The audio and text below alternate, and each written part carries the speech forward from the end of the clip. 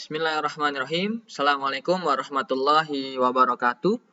Jumpa kembali bersama Ayah Hersa dalam pembelajaran Matematika Sekolah Menengah Pertama kelas 9 semester 2. Dan pada kali ini Ayah Hersa akan membahas tentang bahasan bab 1 tabung dan kerucut. Dan bagian hari ini yaitu tentang kerucut. Kerucut.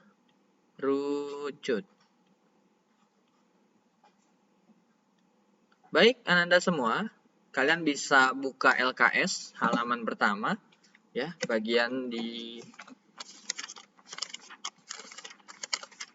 halaman berapa ya? Halaman 8, ya. Kita bahas tentang unsur-unsur kerucut. Yang pasti kalian harus tahu apa itu kerucut, ya. Nanti di situ sudah dijelaskan apa itu kerucut. Nah, secara gambar kerucut kita mulai dari lingkaran seperti ini, lalu ke atas, ya. Seperti ini. Nah, dari sini, ya, nanti di sini ada titik ini disebut dengan R, jari-jari. Nanti kalau yang ini nih yang miring disebut dengan sisi kerucut. Biasanya dilambangkan dengan huruf S. Boleh S. Nanti yang bagian ini menemu titik tengah di lingkaran ini disebut dengan tinggi kerucut. Jadi nanti ada 3 bagian yang perlu kalian ketahui. R itu sama dengan jari-jari. Ya, S di situ maksudnya adalah sisi kerucut, ya. Lalu yang terakhir ada T, itu adalah tinggi kerucut.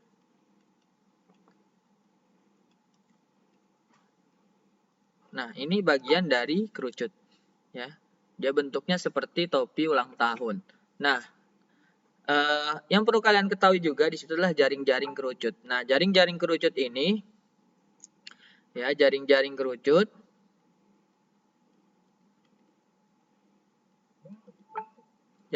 kerucut kalian bisa kita dari kerucut yang utuh ini gitu kan, lalu kita bongkar atau kita buka bahasanya, ya, dia akan menjadi seperti ini.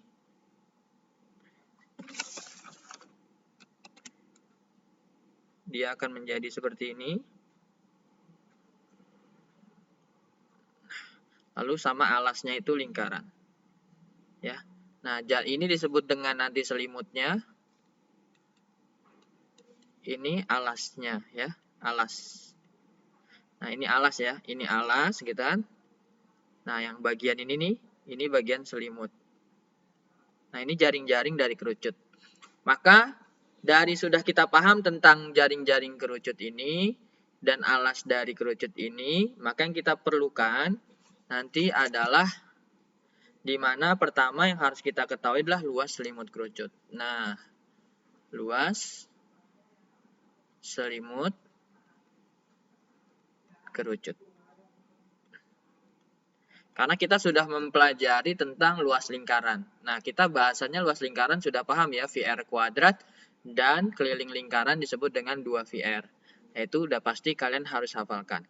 Nah, untuk luas selimut kerucut itu bisa kita gunakan rumus adalah, ya, secara langsung yaitu VRS. Ya, jadi P di sini bisa menggunakan 22/7 atau bisa 3,14 atau R-nya di sini kita gunakan jari-jari, ya. R-nya adalah jari-jari. Tadi S-nya adalah sisi ya, sisi dari kerucut. Paham? Nah, untuk mendapatkan luas permukaan kerucut,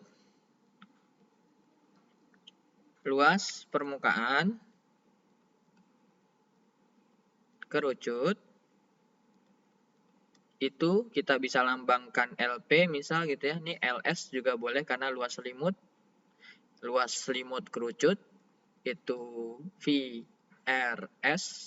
Berarti luas permukaan kerucut itu sama dengan rumusnya adalah PR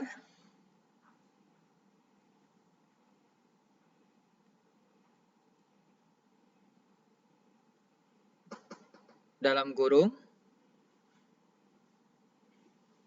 R tambah S. Seperti ini. Luas permukaan kerucut. Kalau kita diminta adalah luas permukaan kerucut tanpa alas, ya berarti luas selimut. Ya, yang diminta berarti bagian atasnya saja. Karena kerucut itu kalau dipecah cuma dua bagian. Bagian luas alas dan luas selimut. Berarti kalau dijumlahkan itu yang disebut dengan luas permukaan kerucut. Nah, untuk volume kerucut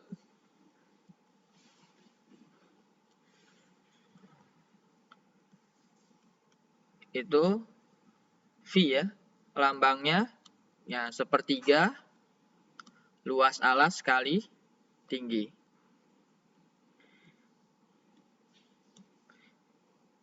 Sama dengan sepertiga V R kuadrat kali tinggi ya. Seperti itu. Nah, kalau luas volume kerucut dia karena bentuknya sama seperti ini, harus catatan ya. Kerucut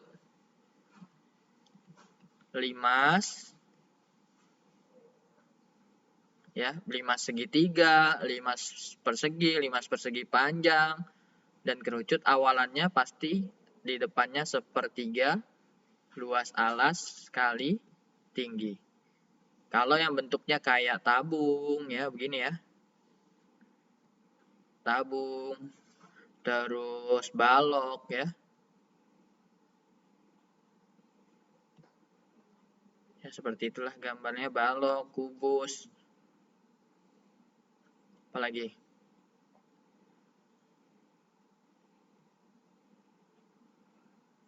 Prisma ya. Jadi kalau tabung, lalu balok, kubus, prisma,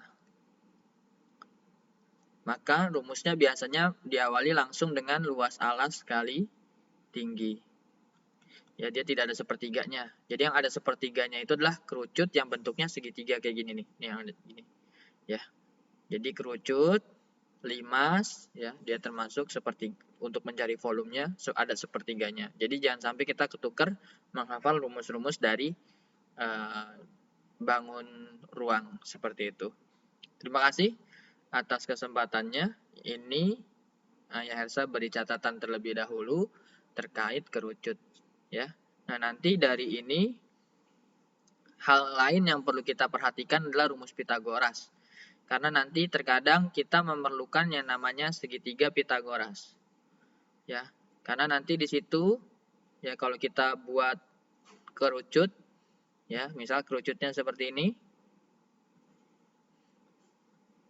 Nah, ini kan dia membentuk segitiga. Nah, ini ya, membentuk segitiga kan.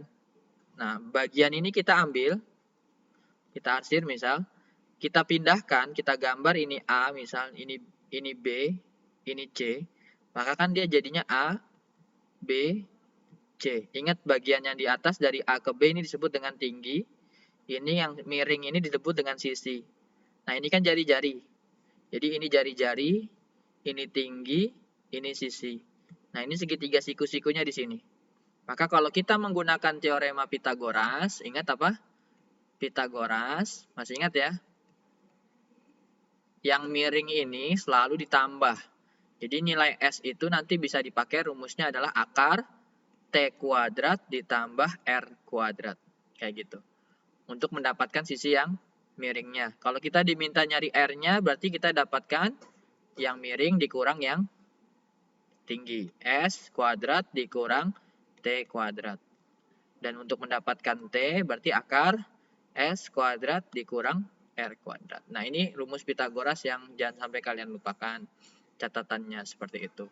Ya, lingkaran VR kuadrat dalam luas kan ya. Luas lingkaran itu VR kuadrat ya. Lalu keliling lingkaran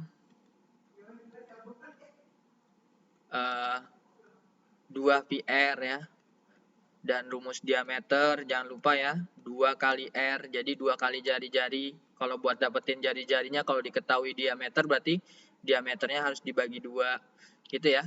Ini kan R jari-jari, D-nya itu diameter. Begitu.